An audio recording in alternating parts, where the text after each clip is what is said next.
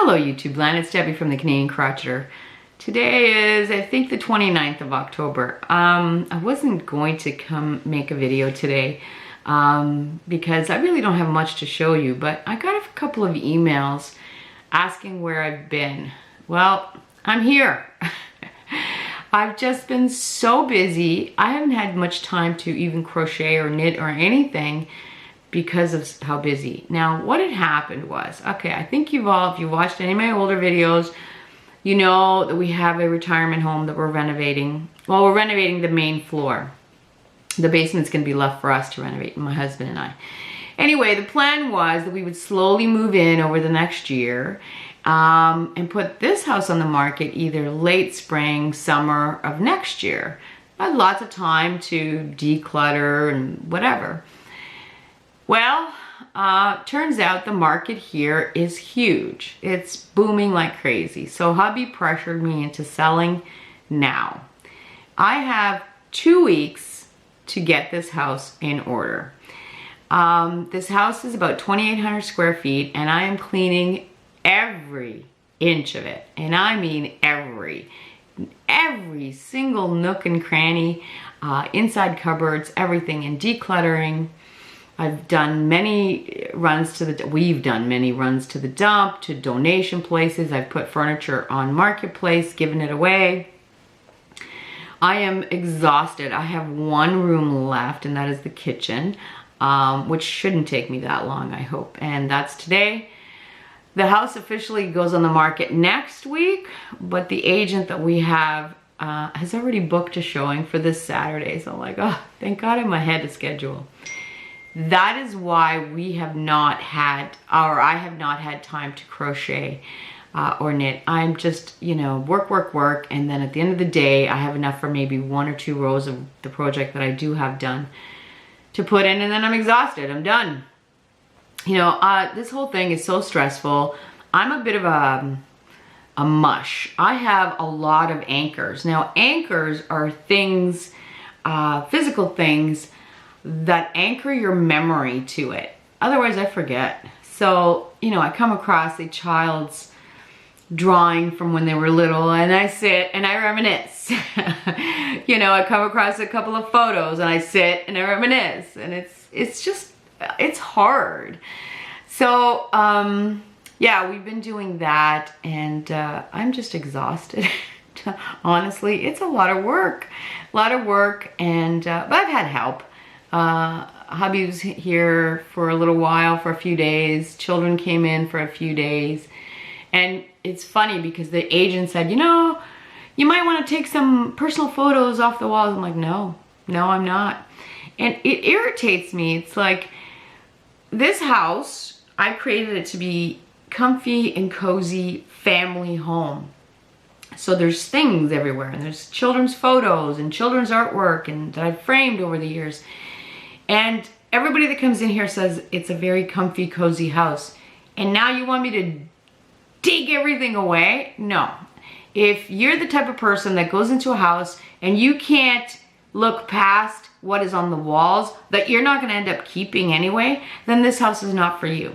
Move along. That's the way I look at it. So I stood my ground. I said, nope.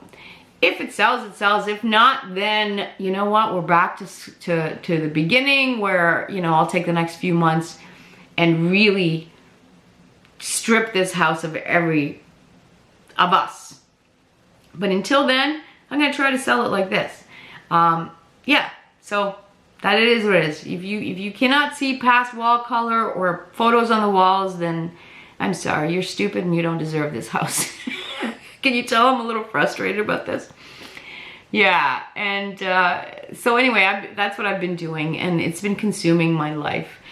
What else? Okay, so let's just get into what I did do. So during my cleaning, I came across an old whip, and this was a whip that I saw, or this project was one that I saw from my friend Jenn, from Jenn M Bowman.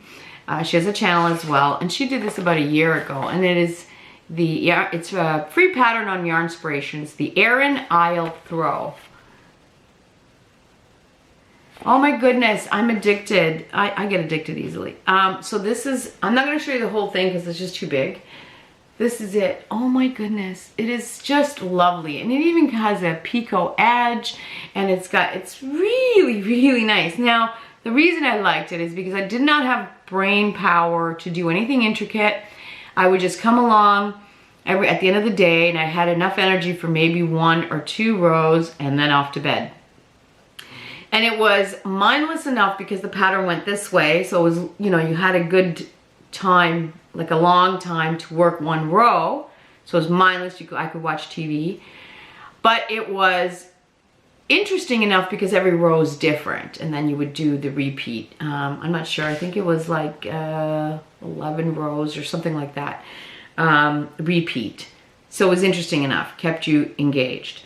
Yeah, so I love it. And I just like, I just love it. I'm gonna make another one. Now this was made with tent sail worsted in the color clay. I don't even know if you could get that anymore, but yeah, I love it. It reminds me of an heirloom piece. It really does. It's wonderful. I love it. And it's free. Anyway, you should give it a try. It does take a lot. Like these ones, these were big balls of yarn. 426 yards each, 100% acrylic, made in Canada. But anyway, I think I used almost 4 balls of these, so quite a bit of yarn. Anyway, that's all I have done. I'm sorry, I don't have any more because I haven't been doing anything else. My life, this house and this sale has consumed me, and still trying. I have not been back to the other place for a while. I have no idea what it looks like. I'm hoping everything is going well. I feel bad asking the contractor to send me pictures, so hubby's on his way up there today to see what's been done. But I trust my contractor so much. I would trust him with my children. Anyway, yeah, that's all I've been doing. And like I said, I wanted to come on just to tell, I've had a few emails just to say, I'm alive, I'm alive. I'm a little tired and worn, covered in bruises, but I'm alive. And it's gonna be a while before I come back again because I just don't have time to crochet. Yeah. Oh no, I got a question for you guys. You tell me if I'm out of touch or my kids are out of touch. My kids came in to help, and this was a couple of days ago, and I haven't had time to cook, so we decided we're gonna order in pizzas. Now, the place that we order from is about 10 kilometers away, which I'm gonna guess 8 miles, okay? And so I put in an order for a couple of pizzas. Now, hubby and I do not order in, like maybe twice a year. We don't do fast food. And so I paid $7 for the delivery. Driver shows up to hand us the pizzas. I gave her a $5 tip. My kids were mortified. You can't give them a $5 tip. It's at least $15. I'm like, $15? That's what the pizza cost. Or one of the pizzas was like 15 bucks.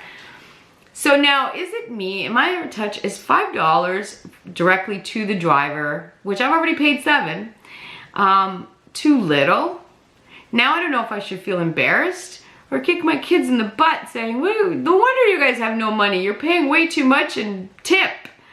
I don't know. Maybe it is me. Maybe it's my kids. I don't know. But supposedly, minimum is like $15.